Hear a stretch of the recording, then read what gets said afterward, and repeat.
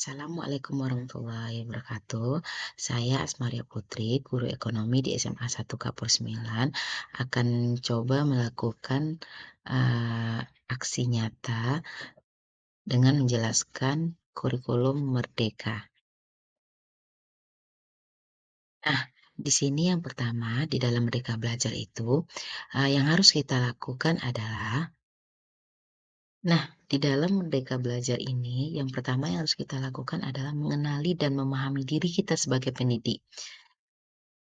Maksudnya di sini adalah kita sebagai pendidik harus tahu apa peran kita sebagai guru dan ingin menjadi guru seperti apa kita.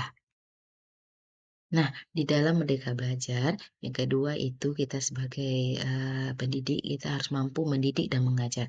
Yang pertama itu, kita harus mampu melakukan mendidik secara menyeluruh, kemudian yang kedua itu melakukan pendidikan selama 1 abad, dan yang ketiga itu kita mampu menjadi manusia secara utuh.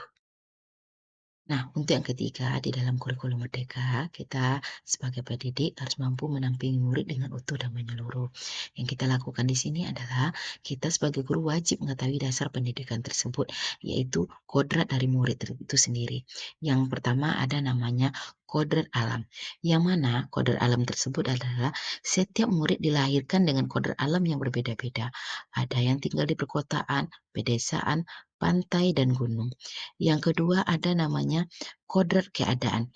Kodrat keadaan itu pendidikan yang bergerak dinamis menyesuaikan keadaan yang terus bergerak begitu cepat. Nah, sebagai guru perlu mengantisipasi dan membaca arah perubahan tersebut. Yang ketiga itu kodrat zaman, yang mana kodrat zaman itu sendiri adalah perubahan zaman merupakan keniscayaan yang tidak bisa kita cegah. Zaman bisa berubah, cara mendidik dan mengajar pun menyesuaikan demi murid-murid kita itu sendiri. Nah, dan yang keempat yaitu kita sebagai pendidik itu harus mendidik dan melatih kecerdasan budi pekerti. Di sini guru harus mendidik dan melatih kecerdasan budi pekerti dengan mengajarkan teori konvergensi dan pengaruh pendidikan. Yang mana di sini guru harus mampu meningkatkan budi pekerti dari peserta didik tersebut dan mengajarkan teori konvergensi. Teori konvergensi di sini maksudnya adalah teori-teori yang sesuai dengan kepribadian bangsa kita ya sendiri.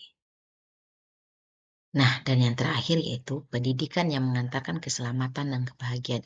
Yang mana di sini kita sebagai pendidik harus mampu mengantarkan peserta didik kita selamat dan bahagia dengan cara yang pertama itu selamat dan bahagia, yang kedua dengan melakukan sistem among atau dengan sistem merangkul, yang ketiga dengan melakukan merdeka belajar di abad 21. Kemudian yang kedua kita menciptakan lingkungan belajar terbaik bagi murid atau peserta didik kita dengan cara membimbing murid dan memperbaiki bangsa.